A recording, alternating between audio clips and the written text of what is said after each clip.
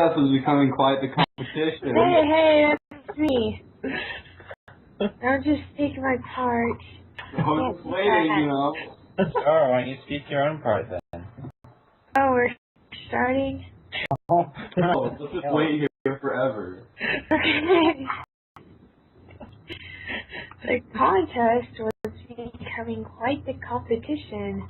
Although Lawrence had been unclear about how many events there would ultimately be after the first few moves, there was no clear front runner. Currently leading, Christina and Sean led the pack with 9 points each, and Jacob and Grayson each had 8. However, the contest had only just begun, and members would need to continue the streaks of success.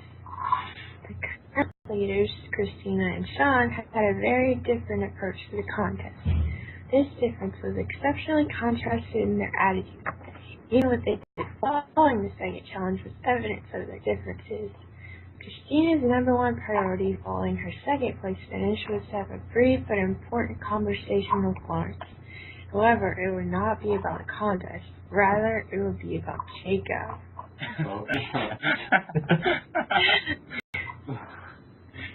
Christina and Jacob, despite a mutual desire to form a relationship, Jacob perceived that the other did not feel the same. It was very complicated. Christina believed that maybe a third party, Lawrence, might have some good advice. After moving the 2 Pokemon back to her cabin, she strolled into the restaurant. Inside, she saw that there were 2 members, both minding their own business. Lawrence appeared to be playing the next challenge. Grayson seemed to be doing something. It was ambiguous as to what Grayson was doing. His head was turned up. His eyes dashed back and forth from side to side. He did not say a word. Christina crept towards Lawrence. Crept towards Lawrence? What?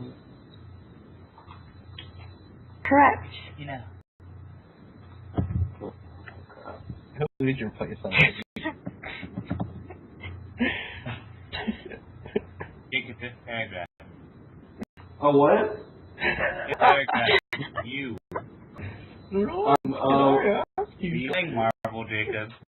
Oh. Of course not.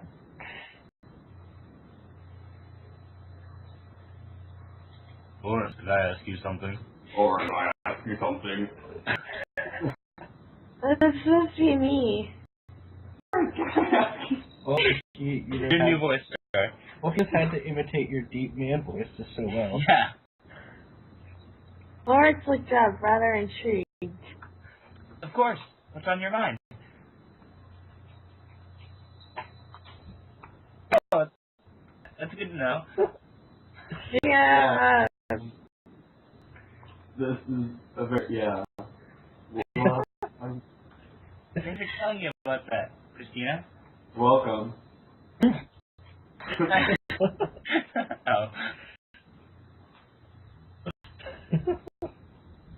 That's fine. You're welcome.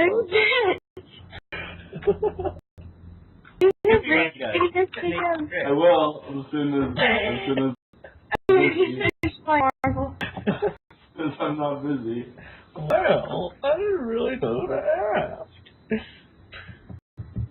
Well, Where are we? Where we are. Absolute. After you. How many indents are we down?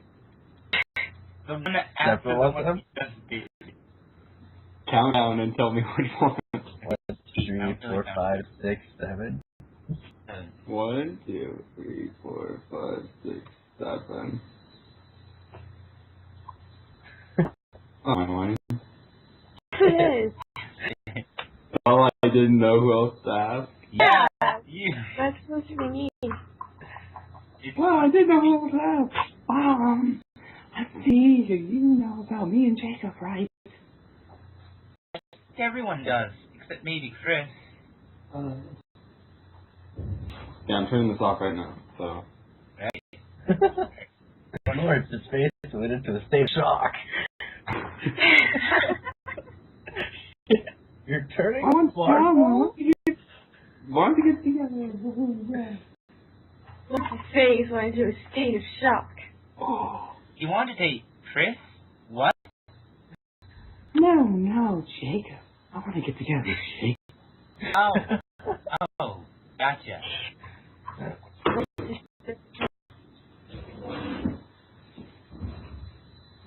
Turn off my TV. What's my line? Just, I don't think it's Okay. Yeah. Let's just, I still think Jacob wants to be with me. He hasn't, talked to me or anything. It seems like he doesn't really want me anymore. Lawrence looks to the side while reverse breathing. Oh, that's regular breathing. Christina, do you want a true and honest opinion? Christina, Okay. what she means is she wants to hear she should ask out Jacob and be assured that it's the correct course of action. Of course, Lawrence assumed Christina was being literal. Hell, you told me. But keep something in mind. Remember that if Jacob does not immediately feel the need to tell you the same, then do not waste a second longer. He is not absolutely dedicated to you as a boyfriend. He is not ready, even if you are. Terrible advice. You don't need him. However, don't forget that there are not an infinite number of boys who are boyfriend material. Most of them aren't even close. A girl I knew once told me that all the great men in the world are either gay or married. Mary Fisher once said that every boy she likes is gay.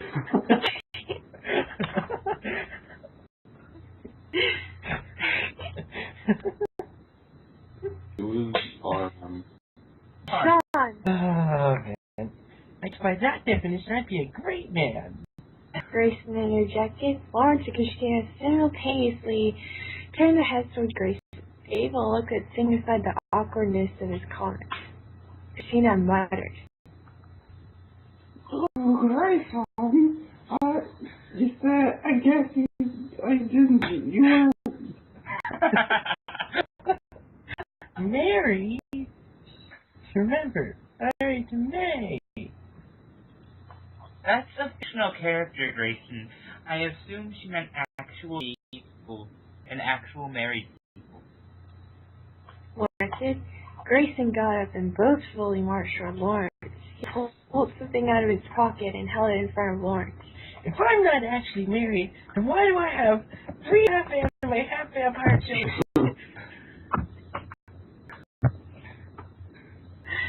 Lawrence grabbed a piece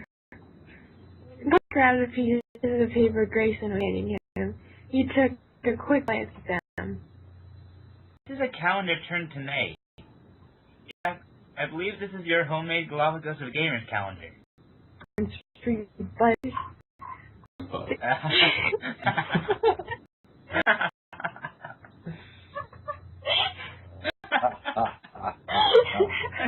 But that's so funny.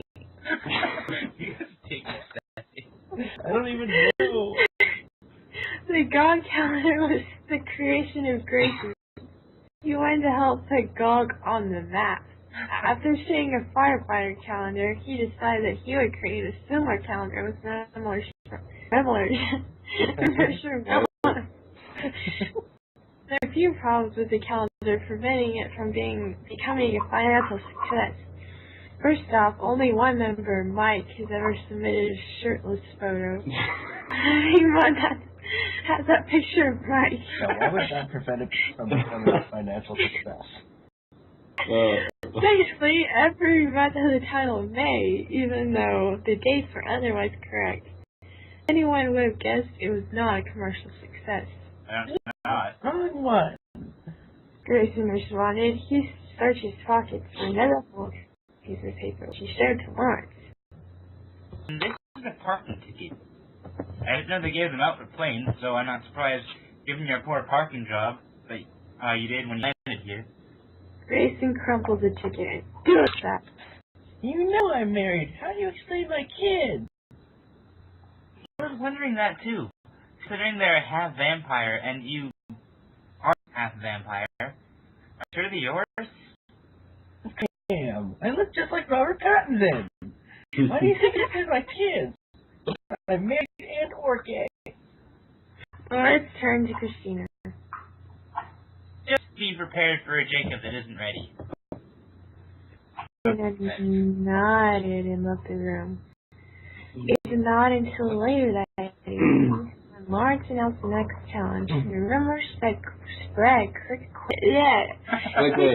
through the grapevine about this announcement. Everyone quickly filled the restaurant, eager to hear what the next challenge might be. Lawrence announced. Challenge number 3 will reward only one person with points. Only the first person to solve the puzzle will receive any points. It's possible that no one will receive any points, should no one figure it out. You will meet me outside. You will figure out where to meet me quickly. Now, as for the challenge, it's quite simple actually. There's a pyramid turned upside down. It is stable in this position. Underneath is a $100 bill. If the pyramid is too much, it may topple. If it does topple, you will fail. However, your job is to remove the bill from underneath the pyramid. The first person to remove the bill will win 5 points. No one else will receive any. A question? Brett raised his hand and shouted. He raised his hand. If we win $100. Yep, but only if you win. And it's a Canadian $100 bill. Yeah, that's more than a normal $100 bill. There was a bit of chatter amongst the crowd hearing this. None of them had ever seen a Canadian $100 bill. Many were simply curious what a Canadian bill looked like. Does it have no syrup on it? No. Lumberjack. Fries with gravy and cheese? No. A moose? No. How about an American president? That's the former Prime Minister Borden on it. Stupid. Mike kept quiet from then on. Apparently, Canadian bill has very little Canadian content on it.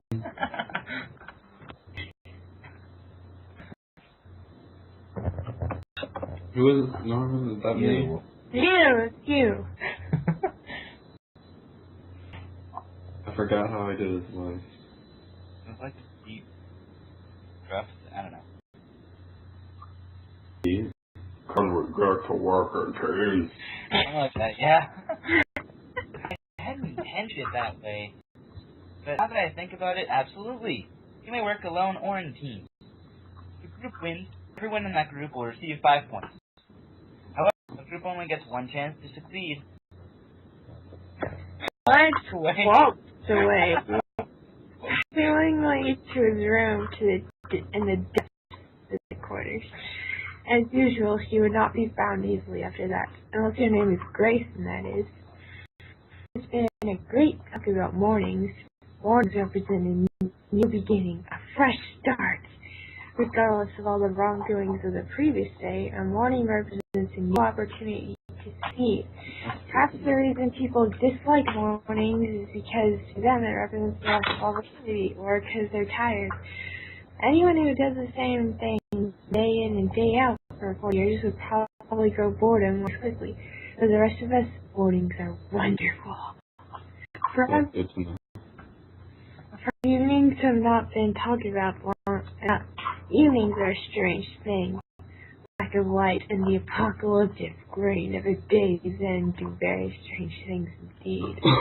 The weak become the strong, the ignorant become the brilliant, the tired become the really tired.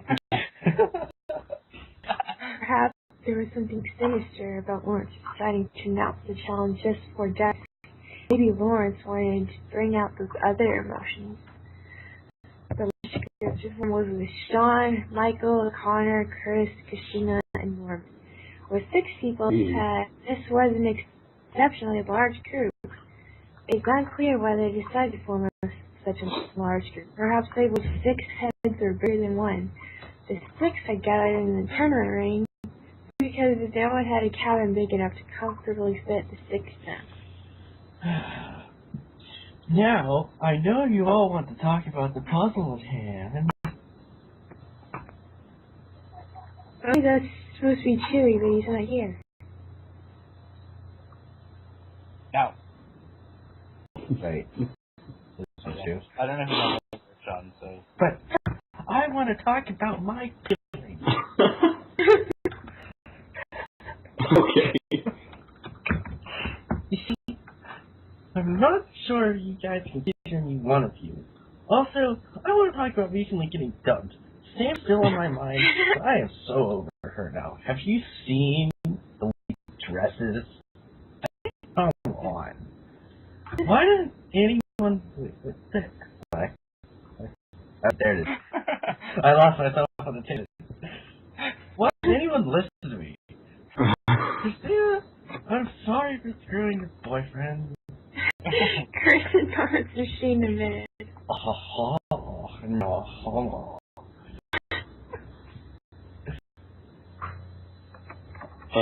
What? You know, vociferated. Vociferated. Was it really necessary to use that? What does that even mean? It was very necessary. To cry out with vehemence, to exclaim, to bawl, to clamor. Or it just means yell. Because there's a point. He has to use vociferated. He can't just say yell. Who cares? Okay, I meant screw with your boyfriend. Connor, is subject correct? Ha no. In the machine, she screams. What? Even louder. No! I meant how I tricked him into letting me play with it. Oh, no. And it's mine! When I dress up as a woman, I mean, you guys know what I mean, right? Don't hurt me! Say, if I say yes, will you shut up? Norman queries. I'll try. But, no.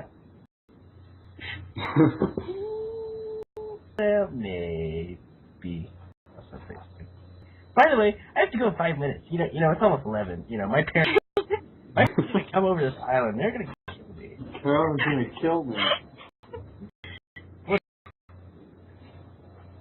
12 foot. Just got here, Connor. Besides, where would you go? My ass Connor stumbles.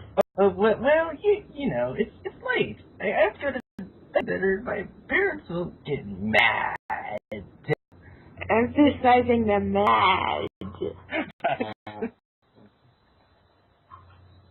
His second monster voice. It's the best to me. But I think that most of the times the message has been through. Said like a cookie monster. Lord no Grayson. Used to watch. On a shirt, everyone. Hey, we spend $100 if we win. I want to take this girl out.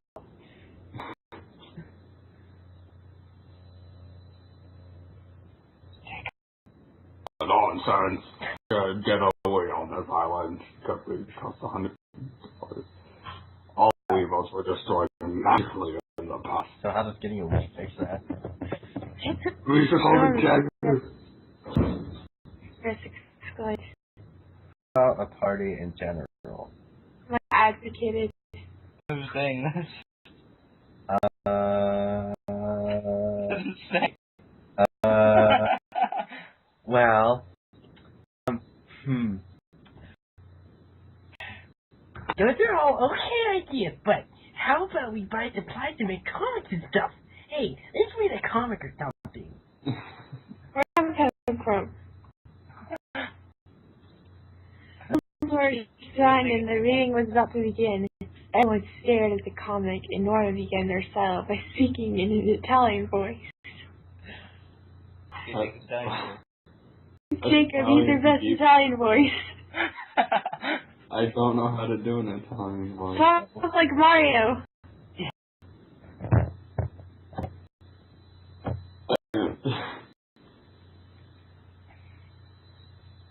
Try it. Connor slammed his hands down on the phone and authoritatively said, Jacob, you have to try.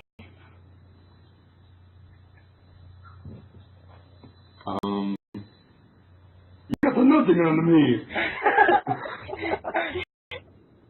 Not even if you protect me from, you know, I can't. why are you doing the Cookie Monster voice? It's supposed to be Norman. think it's very hard to manage voices when you're doing a voice and then an accent. I'm trying to do like 3 different things at once. You said you were good at multitasking. Talk to me, you on something where I had your mother and I was on you, yeah. Okay. Connor slammed his hand down on the floor and authoritatively said, I have to go now. Bye, Connor. Bye, Connor. Since you are leaving, can I be you? Hey, I was going to do you. I'm not leaving yet. No. the machine admitted. Sean chuckled. You know, Connor. No, you. Who's talking? No, just say. Too loud, it doesn't say who it is. It's Norman. Sean, maybe? It's Sean and Sean? Okay.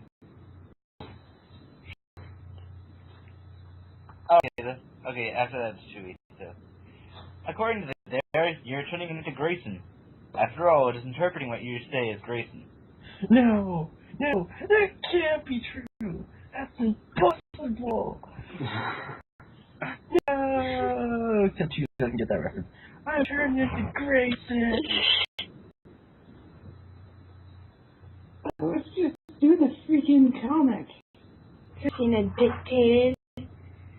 Sean I continued. always give her the weird... Because Star is sophisticated. Was this a party comic? Yeah. But Rainbow Dash, you don't want... you don't have to. You want to. See, this is me calling someone. Someone you will fear because of me, and I will beat you with him because he will beat you, which is like me beating you, which is like me beating you because I got him to beat you, so it is essentially me beating you. Okay.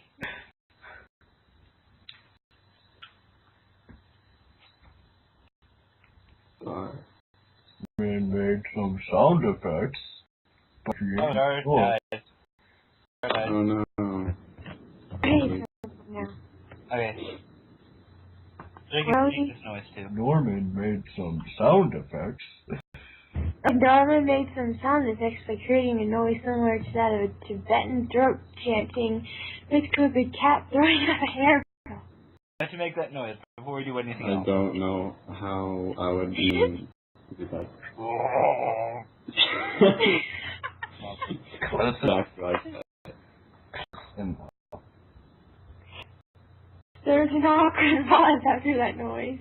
It's you! Michael? Not me. No, I meant Connor. Or this Oh, yes. Paul said he cleared his throat, began to speak in a thick Chinese accent. Okay, you know what? I'm gonna go try.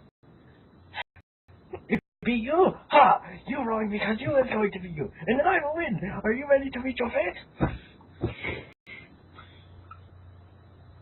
You'll never beat me. You don't know my secret weakness.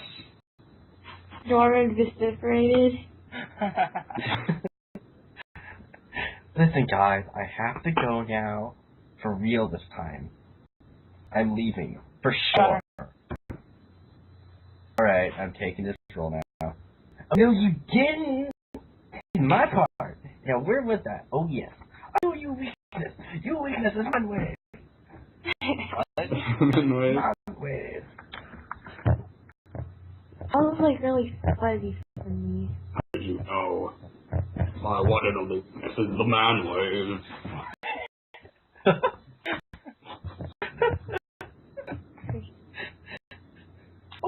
Oh yes, I will release all my energy on you. Then you will rock and do you for you. I will have you done you. Really? Maybe you should make this comic Connor then made a noise that is best described as a mix of a woman having a sword jabbed in her ribcage and Connor. What? Okay. Yeah. So you have to make this noise. The noise produces something like... Perfect. Dude, I am afraid of you right now. Michael Graves. You know, back up the plot. Interesting team of Brett and Jacob formed. This was another peculiar pairing indeed. The two were arguably quite different. Perhaps this would let them be a better team. The duo was on Brett's yacht, staring into the night sky while lying in Muskoka chairs. You need to look up what Muskoka chairs are. To visualize the scene properly. I don't even know what these chairs are. Why am I talking like that? Like, you know what?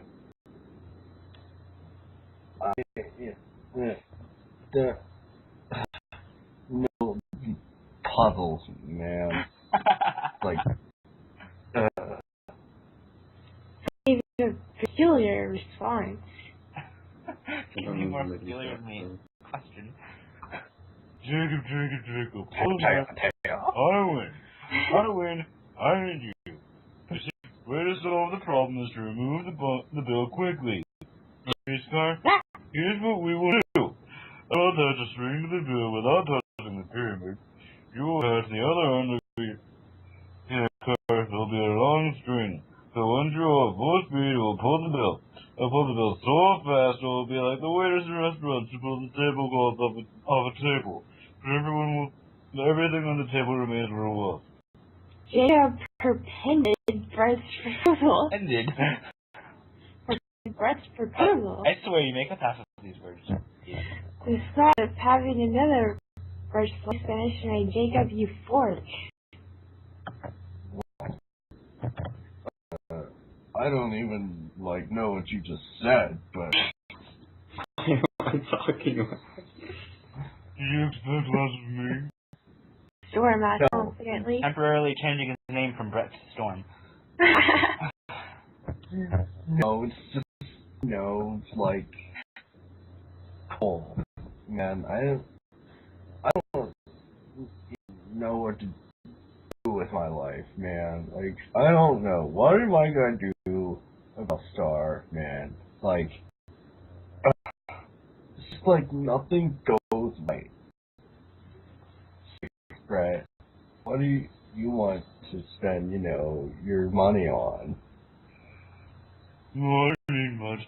Brett must say I would love to have a foot massage machine. The house is fine. There's simply too much for my feet. Did you do? Oh, I want to buy a new PS3. Cool. I really need to money.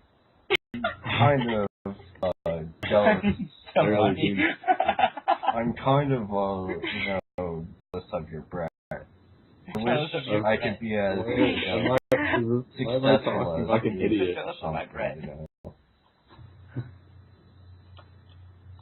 Listen, Jacob. You have to hold yourself the way you did when you got in the race car. You can do it. You can, Jacob. You do not believe in yourself. You're nothing for yourself. You want the money, the power, the fame. You earn it. You earn it. You more ambitious. Perhaps only one who has played Marvel for this Capcom 3. And you know what? Good for you. You know what? It's easy to lie down and do nothing. The only stopping you is yourself. Brett's read on Jacob's quality of life indeed sparked a series of thoughts. Oh. Ash, my invite to leave. Don't open up our computer. But it might explode. Okay. Because we went to the store and she dropped the whole 12 case and it spilled everywhere. And this is one that's... No, that's just one of the survivors, but...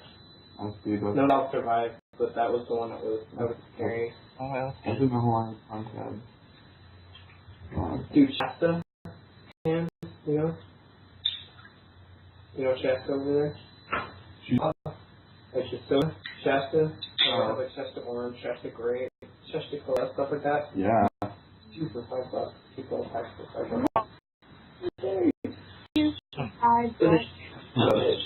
Because I'll think about downloading the. Do it. That's right.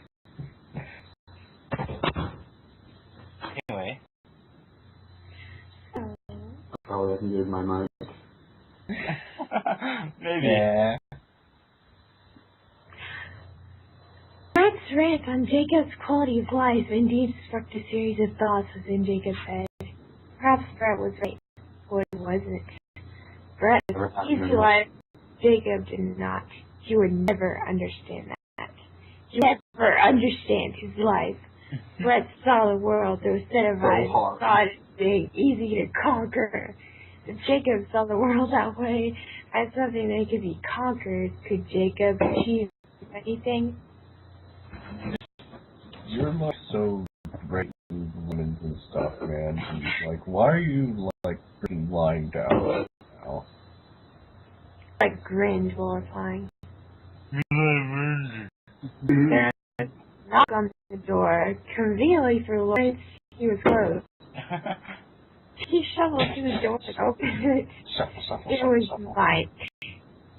Hey, Lawrence. Hey, want to do my problems for me? No, don't worry. I'll do half of them for you. That's thoughtful of me. Do that yourself. And with that, Lawrence slammed the door. Quickly reacted by moving his foot between the door and the wall. Grayson told me about your ... Was promptly interjected. Did you know about that? Oh, yes. I don't think he told anyone else, but maybe I will. Why would I care? I don't care. Tell her what you want. It's not embarrassing. Well, it's kind of private. Fine. I'll help you with your math homework. Now do these directional derivatives for me. I said help, not do. Mike began to look for a loophole around this. Wait. This isn't my math homework. No. I'm looking for a platypus. Yeah, platypus. The platypus has it has a form of a number. It is in the direction of y. It is currently in position 3, 4. You can measure the change in position with the formula x squared minus y squared. What is the name of the platypus? This was flabbergasted by Mike's question. Mike, I'm a mathematician, not a mind reader. Mike handed over the question and Lawrence looked through it. As a general rule of thumb, the answer to every math question is one of 2 favorite numbers of mathematicians. 0 and 1. In this case, 1. 0 is the additive identity, and 1 is the multiplicative identity. It's quite interesting that the integers that they would be adjacent to one another. In fact, there is a theorem. Just ask for my homework to be done for you, not for me to actually learn how to do it, man.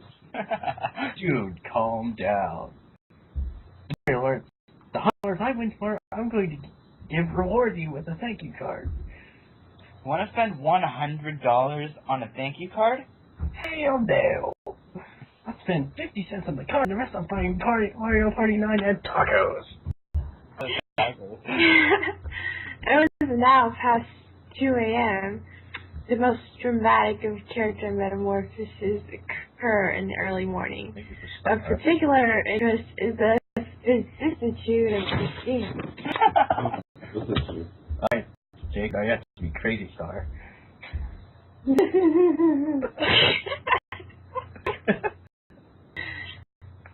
Yeah, you nailed it. We don't have anything, and it is all Connor's fault. No, I'm looking for good. Come back at all. Ever. Not until tomorrow.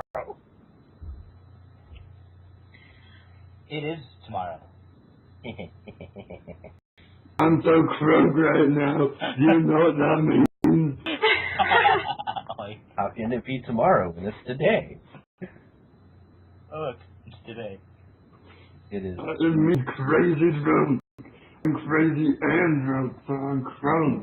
Crunk.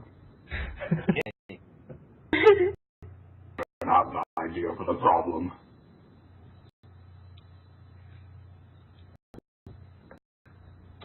Oh, sweet though, because the answer is who would be stupid enough to leave a warden under a pyramid?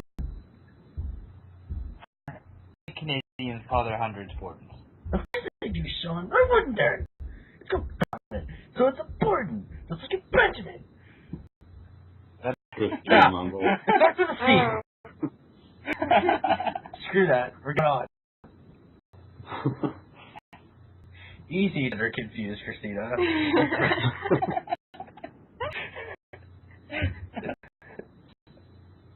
I'll never breathe. You can't make me. Did we skip a line? You reversed. No, we didn't. Don't worry. Oh, okay, cool. Or stop breathing. Christina, I think you need some rest.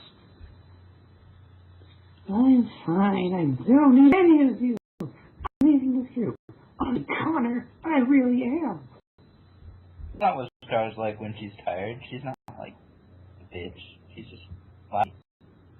Just laughs all the time. Yeah, that's like the complete opposite of what she's like when she's tired. My dude's never here when I'm tired, so you do I know. That's true. Connor. Where? Yeah, unlike Connor, she really did ostracize herself. She stormed out of the tournament ring. So, what are we going to do tomorrow? Why don't we take the pyramid and put it somewhere else?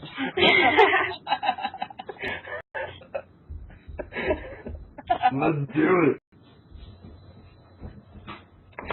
Chris proudly ordered. It should be no surprise that few members looked exceptionally alive that morning. In fact, they looked more like zombies emaciating into an exiguous, decayed skeleton. The members summoned themselves in front of 5 upside-down pyramids towering above them. The pyramids looked like they were made of some plastic and were as tall as a palm tree. Lawrence announced, Get around, everyone. The team I have recorded that will be partaking in this challenge. First up is Mike. I thought long and hard about it. For a few minutes I've been awake. However, I have concluded that it's a puzzle because you overthink it. All you really have to do is just take the bill. went over to the first upside-down pyramid. He grabbed a $100 bill and yanked it. When he successfully retrieved the bill, the pyramid fell over and made a tumultuous crash to the ground. Oh, right. Onto my dictionary. Lawrence ran over and snatched the bill away from Mike. No 100 for you, Mike. You suck. Call Grayson. Grayson ran over his enthusiastic and euphoric as ever. He shovel in his hand. Hey, it's got double IQ!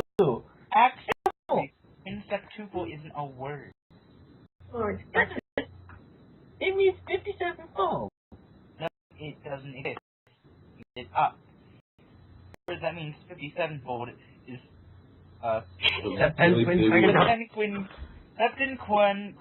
Where's Microsoft Sam when you need him? something like that. I'm surprised you didn't know that since you claim to have a 57-digit IQ. ooh, this has a community. You got burned.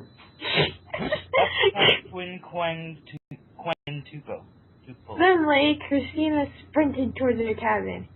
Grayson looked rather upset to hear that he did not use the correct word. Oh well, at least he knew the correct word.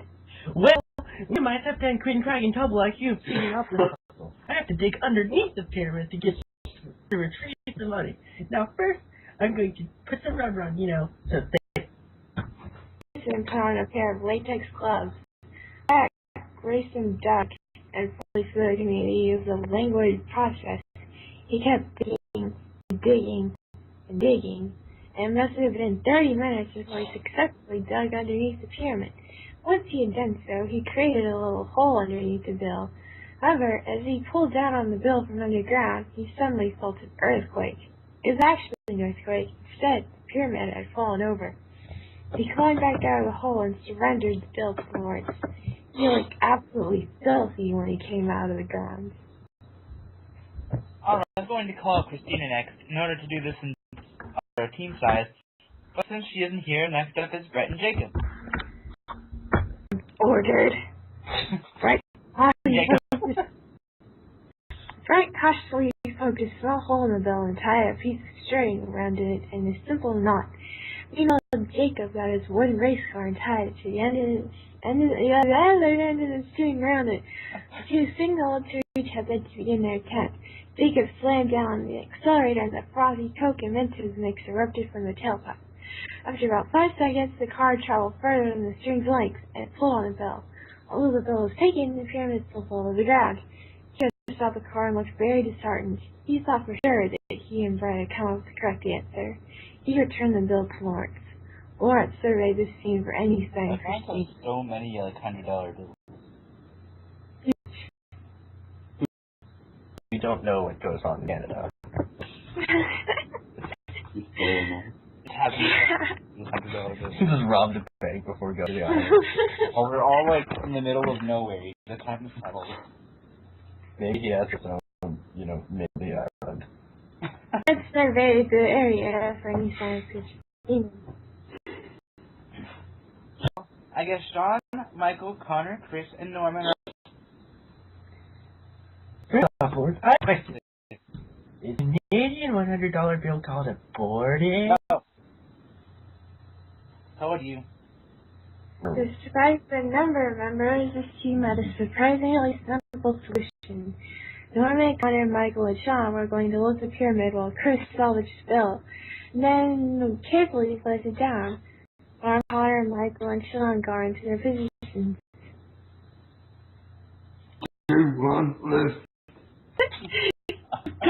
Then Chris instructed the four were able to lift the pyramid. But when their faces indicated it was quite heavy. Chris rapidly grabbed the bill and indicated it was okay to set the pyramid down. Carefully, the four lowered the pyramid. However, just as they let go of it on the ground, it toppled to one side and crashed like all the pyramids before. Only one pyramid was left standing. Hey, Lawrence, if we couldn't put the bill down successfully, how did you get there in the first place? Lawrence joked. That would be my secret. That was a good joke. I know, right? Let's rob Chris $100 bill. At least you didn't mug him. She looked out the night, saw Christina carrying mudkip. Lawrence yelled, You're just in time. It's your turn. Not figured it out yet. Christina bolted towards the other members. When she arrived, she took a moment to catch her breath.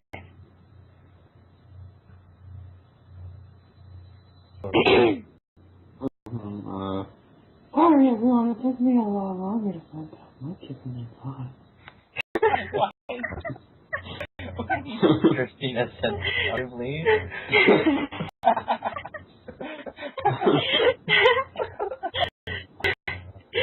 She had positioned her mudkip within a few feet of the pyramid. She pressed the water gun button on mudkip, and fire flew towards the $100 bill. It quickly disintegrated into nothing.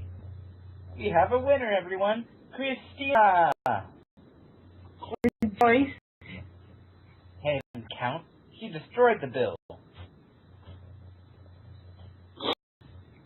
Sean, there's nothing wrong with destroying the bill. The challenge is to remove the bill from the pyramid. Christina did just that. The challenge is not a mental test, but a test of greed. If the contestants are greedy, they will never come to the conclusion that the bill must be destroyed. And someone who is willing to put the money aside will win the challenge. In fact, Christina, the only girl on the internet. I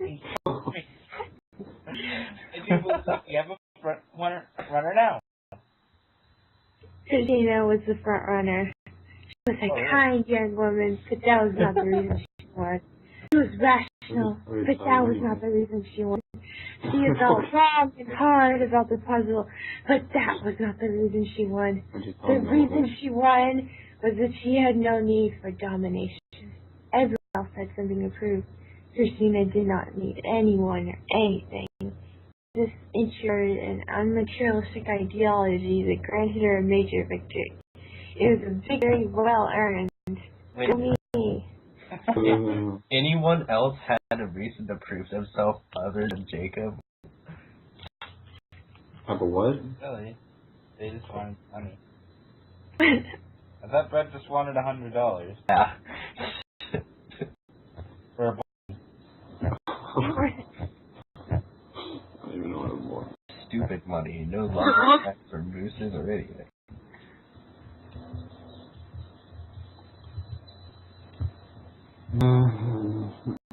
I'll be